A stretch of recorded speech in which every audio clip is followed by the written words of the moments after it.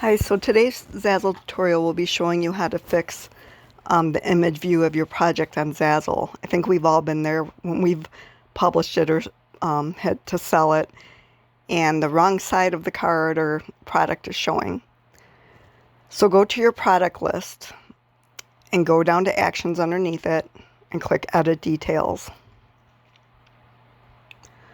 Under there, you want to go to Product Merchandising on the left-hand column.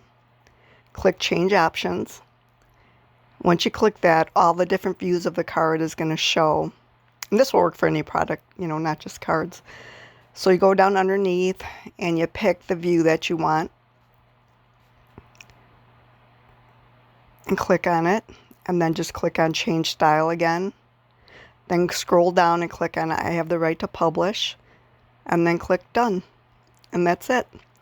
Now if you wait a second, you'll see the view change. That's it, just like a 10-second fix. Good luck. Enjoy your shop. I hope that you do good.